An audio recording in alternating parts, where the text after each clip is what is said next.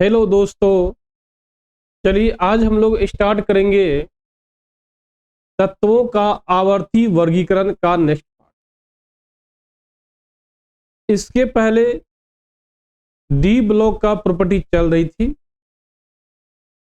आज भी हम लोग डी ब्लॉक तत्व का ही प्रॉपर्टी पढ़ेंगे। कल का लास्ट पॉइंट था अंतराकाशी यौगिक। इसी को हम लोग बोले थे इंटरस्ट्रियल कंपाउंड। इस इंटरस्ट्रियल कंपाउंड में हम सब पढ़े थे क्या, जो क्रिस्टल होता है डी ब्लॉक तत्वों का, डी ब्लॉक तत्वों का जो क्रिस्टल होता है, उस क्रिस्टल के परमाणुओं के बीच क्या होती है, गैप होती है। क्या बोलते हैं, खाली स्थान बोलते हैं। उसी को हम बोलते हैं वॉइड्स। जब उस वॉइड्स में छोटे आकार वाले तत्व इंटर कर जाता है, क्या होता है, छोटे आकार वाले तत्व इंटर कर जाता है और इंटर करने के बाद रिएक्शन में भाग भी ले लेता है, रिएक्शन भी कर लेता है दोस्तों। रिएक्शन करने के बाद जो यौगिक का निर्माण होगा वही यौगिक कहलाता है, क्या कहलाता है, इंटरस्ट्रियल कंपाउंड। उसी यौगिक को कहते हैं अंतराकाशी यौगिक कहते हैं। आज दोस्तों हम उससे आगे पढ़ेंगे और आज हम पढ़ेंगे मिश्र धातु का निर्माण। क्या पढ़ेंगे, मिश्र धातु का निर्माण। इसी बोलते हैं alloy formation. Alloy formation means क्या, एलॉय का निर्माण। तो एलॉय कहते किसको दोस्तों, सबसे पहले आपको यह जानना पड़ेगा एलॉय कहते किसको है। जब दो या दो से अधिक धातु या दो या दो से अधिक धातुओं के साथ कुछ अधातु मिला दी जाए, उस मिलाने के बाद जो एक नया पदार्थ का निर्माण होता है, उसी नया पदार्थ को हम एलॉय कहते हैं। क्या कहते दोस्तों, हम एलॉय कहते हैं। अर्थात एलॉय क्या है, एलॉय क्या है, एलॉय एक मिश्र धातु है। तो मिश्र धातु का निर्माण कैसे होता है, जस्ट हम देख रहे हैं कि जब दो या दो से अधिक धातु को आपस में मिलाई जाए, मिलाने के बाद जो एक नया धातु का निर्माण होता है, वही एक नया पदार्थ का निर्माण होता है, वही नया पदार्थ क्या कहलाता है दोस्तों, एलॉय कहलाता है, मिश्र धातु कहलाता है। आए दोस्तों सबसे पहला पॉइंट इसमें है डी ब्लॉक की संक्रमण धातुएं, डी ब्लॉक की संक्रमण धातुएं अन्य तत्वों के साथ संयोग करके आसानी से मिश्र धातु का निर्माण कर लेती है। मतलब ये प्रॉपर्टी जो है किसमें है, डी ब्लॉक के तत्वों में है। डी ब्लॉक के तत्वों में क्या प्रॉपर्टी है, डी ब्लॉक का जो तत्व है अन्य तत्वों के साथ संयोग करके आसानी से मिश्र धातुओं का निर्माण करती है। अब सवाल दोस्तों यहां यह है कि मिश्र धातु का तत्व ही, सॉरी, डी ब्लॉक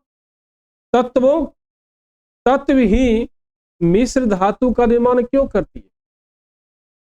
कहने का मतलब यह है डी ब्लॉक का तत्व मिश्र धातु का निर्माण क्यों करती है। इसका साफ कारण दोस्तों है इन धातुओं के परमाणु आकार काफी एक समान होता है। जैसे 3D में देखिएगा, स्कैंडियम से लेकर जिंक तक है, स्कैंडियम से लेकर जिंक तक जो तत्व है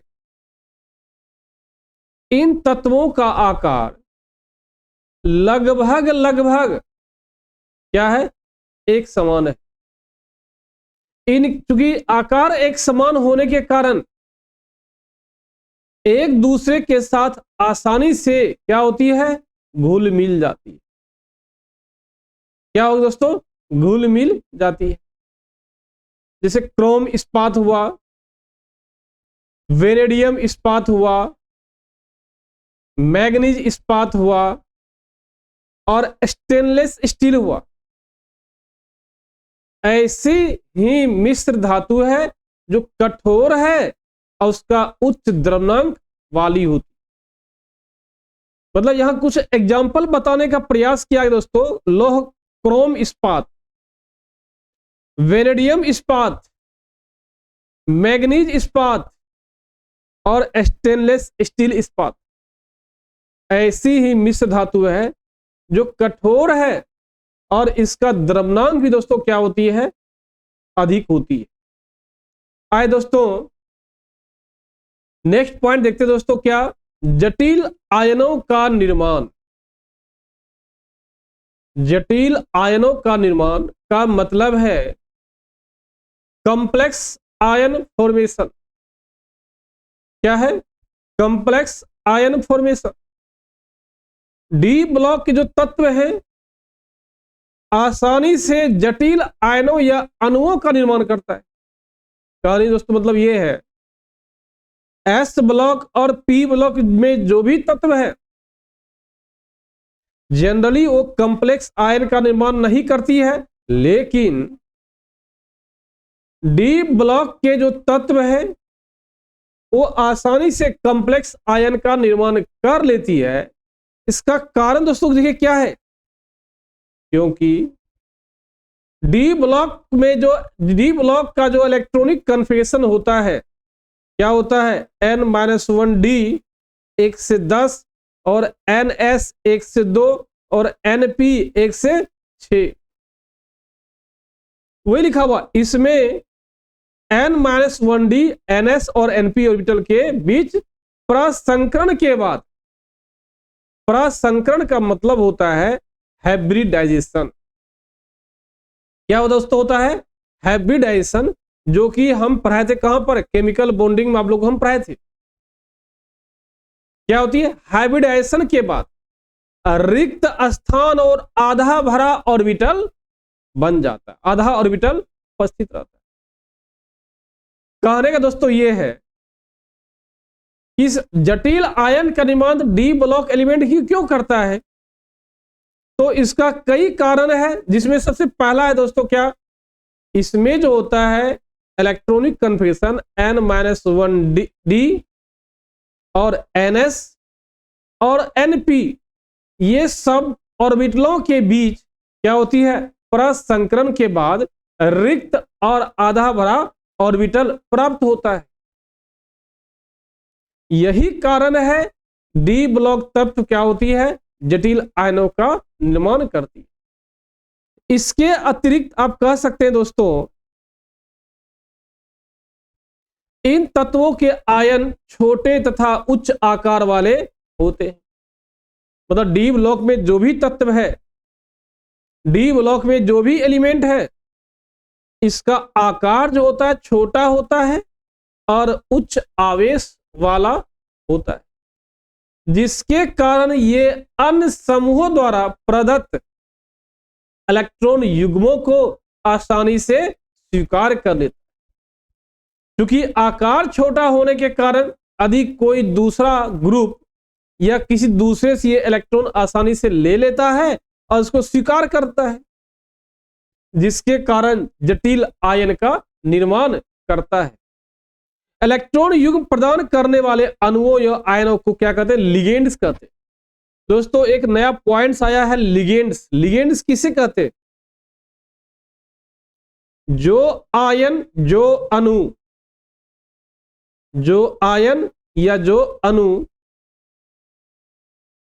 आसानी से इलेक्ट्रॉन प्रोवाइड करता है, आसानी से इलेक्ट्रॉन देता है, इसको डी ब्लॉक एलिमेंट्स। जो इलेक्ट्रॉन देने का काम करता है दोस्तों,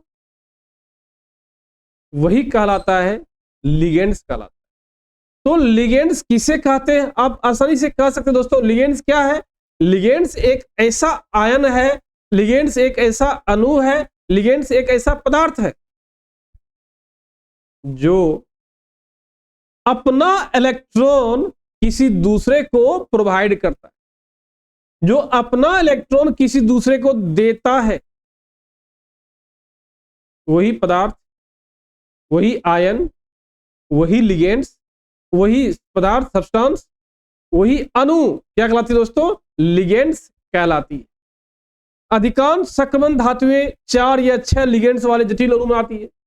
मतलब जो संक्रमण धातु है, संक्रमण धातु का मतलब है डी ब्लॉक एलिमेंट। संक्रमण धातु का मतलब है डी ब्लॉक एलिमेंट। ये अधिकांश जो डी ब्लॉक एलिमेंट है 4 या 4 से अधिक 4 या 6 लिगेंड्स वाले जटिल अणु का निर्माण बनाती है। तब जाके वो क्या बोलते हैं? जटिल आयन का निर्माण होता है, ये कॉम्प्लेक्स आयन का फॉर्मेशन करता है। जैसे एग्जांपल देखिए दोस्तों, क्या हेक्सा एमिनो क्रोमिक आयन का निर्माण, हेक्सा एमिनो क्रोमिक आयन का निर्माण दोस्तों, इसमें क्रोमियम होता है। इसका आप देखिएगा CrNS3 का होल 6 का +3 दोस्तों ये होता है। तो यहां देखिए, जब क्रोमियम का सबसे पहले निकालेंगे ऑक्सीडेशन नंबर तो कितना होता है? +3 होता है दोस्तों।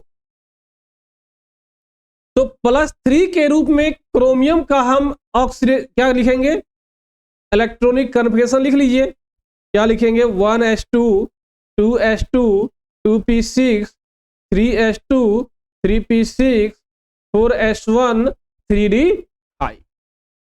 ये क्रोमियम का हुआ। अब लिखेंगे क्रोमियम +3 का, तो इलेक्ट्रॉन यहां दोस्तों क्या करेंगे? 0 कर देंगे। और दोस्तों यह इलेक्ट्रॉन क्या कर देंगे? 3 कर देंगे। अब देखिए क्या हो रही है, इलेक्ट्रॉन जो है ये कहां? 3d में है। और 4s में इलेक्ट्रॉन दोस्तों भी क्या तत्काल अभी 0 है। तो इसका आप ऑर्बिटल डायग्राम बनाइए। जब आप ऑर्बिटल डायग्राम बनाते हैं दोस्तों, तो ये सब का सब क्या दोस्तों? पेयर होगा। तो 4s का दोस्तों बनाते हैं, 4s कितना? 0 इलेक्ट्रॉन। 3d कि दोस्तों कितना इलेक्ट्रॉन है? देखिए 3 इलेक्ट्रॉन है। अब देखिए क्या हो रहा है दोस्तों, हॉल 6 6 है ना, और हम जानते हैं NH3 क्या है? एक स्ट्रॉन्ग लिगेंड्स है। लिगेंड्स स्ट्रॉन्ग है कि वीक है, ये पता चलता है जब क्लास 12th का आप पार्ट पढ़िए कॉम्प्लेक्स कंपाउंड। तो अभी याद रखिए दोस्तों कि NH3 जो है एक स्ट्रॉन्ग लिगेंड्स है। यदि ये स्ट्रॉन्ग लिगेंड्स है तो दोस्तों क्या करेगा? सबको पेयर कर देगा। क्या करेगा दोस्तों? सबको ये पेयर कर देगा। जैसे दोस्तों कैसे पेयर करता सीखिए हल्का सा। देखिए 4s है, 3d 1 2 3 4 5 3d 3 इलेक्ट्रॉन दोस्तों है। देखिए 4s है, नहीं पता है तो इसको पेयर कर दीजिए। अब दोस्तों देखिए क्या 3p है,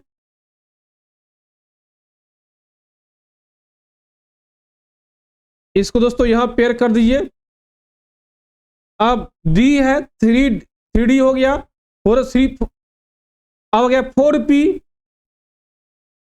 दोस्तों, ये हो गया। देखिए पेयर कर दीजिए। कितना करेंगे? 6 करेंगे। 2 यहां हो गया, 3 4 5 6 दोस्तों इसका हाइब्रिडाइजेशन होगा D2sp3। क्या हो जाएगा? D2sp3 हो जाएगा। दोस्तों कैसे हम समझे, कोई डाउट इसमें है क्या?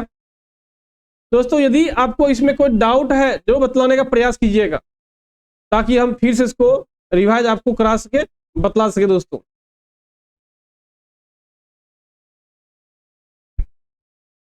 आइए दोस्तों स्टार्ट करते हैं। रंगीन आयनों का निर्माण, फॉर्मेशन ऑफ कलर कंपाउंड। क्या पढ़ेंगे? रंगीन आयनों का निर्माण, जिसको बोलते हैं फॉर्मेशन ऑफ कलर कंपाउंड। तो संक्रमण तत्वों का आयनिक और सहसंयोगिक रंगीन होता है। मतलब संक्रमण तत्व जो भी है, यदि वो कंपाउंड का निर्माण करता है तो रंगीन होगा। हो सकता है संक्रमण तत्व सहसंयोजक होगा। सहसंयोजक का मतलब क्या? कोवलेंट कंपाउंड होगा। हो सकता है दोस्तों वो आयनिक कंपाउंड होगा, लेकिन जो भी होगा वो दोस्तों क्या होगा? रंगीन होगा, कलरफुल होगा। इन तत्वों की डी सबसेल में अयुग्मित इलेक्ट्रॉन रहता है। दोस्तों सवाल यह है, आखिर क्या कारण है कि संक्रमण तत्व का योग, संक्रमण तत्वों का यौगिक रंगीन होता है? इसका कारण दोस्तों यह है, इन तत्वों की डी सेल में अयुग्मित इलेक्ट्रॉन रहता है। अयुग्मित इलेक्ट्रॉन का मतलब है अनपेयर्ड इलेक्ट्रॉन रहता है। क्या दोस्तों होता है? अनपेयर्ड इलेक्ट्रॉन होता है। और इसी अनपेयर्ड इलेक्ट्रॉन के कारण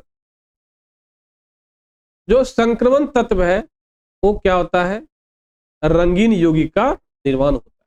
वही लिखा हुआ है, इन तत्वों के डी सेल में अयुग्मित इलेक्ट्रॉन उपस्थित रहता है। फलतः प्रकाश पड़ने पर ये अयुग्मित इलेक्ट्रॉन डी सेल के निम्न ऊर्जा स्तर से उच्च ऊर्जा स्तर में चला जाता है। जैसे दोस्तों आप कैसे देखिए, क्या है? ये सेल हो गया, ये सेल हो गया, ये निम्न ऊर्जा सेल है, ये हाई ऊर्जा सेल दोस्तों है। जैसे ही इस पे प्रकाश पड़ेगा दोस्तों, ये इलेक्ट्रॉन जो है, ये इलेक्ट्रॉन जो दोस्तों है निम्न ऊर्जा सेल से हाई ऊर्जा सेल में स्थानांतरण हो जाता है। क्या दोस्तों होगा? स्थानांतरण हो जाता है। लेकिन स्थानांतरण होगा कब? जब अनपेयर्ड इलेक्ट्रॉन होगा तब। यदि अनपेयर्ड इलेक्ट्रॉन नहीं होगा दोस्तों, तो निम्न ऊर्जा सेल से हाई ऊर्जा सेल में इसका स्थानांतरण नहीं हो पाता है। वही लिखा, उच्च ऊर्जा से निम्न ऊर्जा स्तर से उच्च ऊर्जा स्तर में चला जाता है। इसमें प्रकाश ऊर्जा का अवशोषण दृश्य क्षेत्र में होता है। क्या होता है दोस्तों? होता है दृश्य क्षेत्र में होता है। अतः लाल रंग के प्रकाश का अवशोषण होने पर उत्सर्जित में नीले रंग की प्रधानता रहती है, जिसमें पदार्थ क्या होता है? नीला दिखाई पड़ता है। दोस्तों आप कंप्लीमेंट्री कलर जानते होंगे कि लाल रंग का जो कंप्लीमेंट्री होता है नीला होता है, और नीला का लाल होता है। मतलब यदि लाल रंग का प्रकाश को अवशोषण किया तो नीला रंग छोड़ेगा, और नीला रंग को अवशोषण किया लाल रंग छोड़ेगा। जैसे धातु आयन के डी इलेक्ट्रॉन के बंटन को इस प्रकार दिखलाया जा सकता है। जैसे प्रकाश दोस्तों कहने में यह हुआ कि यदि डी ब्लॉक एलिमेंट है तो उसके पास अनपेयर्ड इलेक्ट्रॉन होना चाहिए। यदि अनपेयर्ड इलेक्ट्रॉन होगा तो ही वो रंगीन यौगिक का निर्माण होगा। अब सवाल है, अनपेयर्ड इलेक्ट्रॉन ही रंगीन यौगिक का निर्माण क्यों करता है? इसका बहुत आसान तरीका है कि जब प्रकाश उसके ऊपर पड़ता है, धातु के ऊपर, तो उसमें जो अनपेयर्ड इलेक्ट्रॉन रहती है दोस्तों, जिसको बोलते हैं अयुग्मित इलेक्ट्रॉन, वो क्या करेगा? इलेक्ट्रॉन को गेन करता है, इलेक्ट्रॉन को एनर्जी को लेता है, एनर्जी को गेन करता है। जब एनर्जी को गेन किया, निम्न ऊर्जा स्तर से हाई ऊर्जा स्तर में पहुंच जाता है। जब वही इलेक्ट्रॉन वहां पे एनर्जी को लॉस करके उच्च ऊर्जा स्तर से निम्न ऊर्जा स्तर में आता है, तो उस समय क्या करता है, एक फ्रीक्वेंसी, एक वेवलेंथ को छोड़ता है, और उस वेवलेंथ की सहायता से आप रंग का, कौन सा रंग है उसको आप पहचान कर सकते। प्रकाश ऊर्जा के अवशोषण के बाद स्थिति इस प्रकार होती है। कैसे दोस्तों होती है, देखिए जैसे डी ब्लॉक है ना, 1 2 3 4 5, 2 होता दोस्तों, एक होता देखिए निम्न उच्च ऊर्जा स्तर, एक होता दोस्तों ये निम्न ऊर्जा स्तर, निम्न ऊर्जा, ये होता है दोस्तों उच्च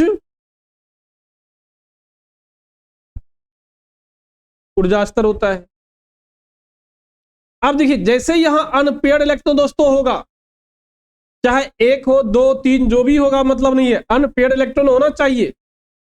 अनपेयर्ड इलेक्ट्रॉन दोस्तों है, एनर्जी मिलने के बाद ये इलेक्ट्रॉन जो है जंप करके उच्च ऊर्जा स्तर में पहुंच जाता है। कुछ समय के बाद, मतलब क्या, 10⁻⁻8 सेकेंड के बाद, 10⁻⁻8 सेकेंड के बाद फिर से वो इलेक्ट्रॉन निम्न ऊर्जा स्तर में आती है, और जैसे निम्न ऊर्जा स्तर में आएगी एनर्जी को रिलीज करेगा, एनर्जी को छोड़ेगा। और यदि एनर्जी को छोड़ता है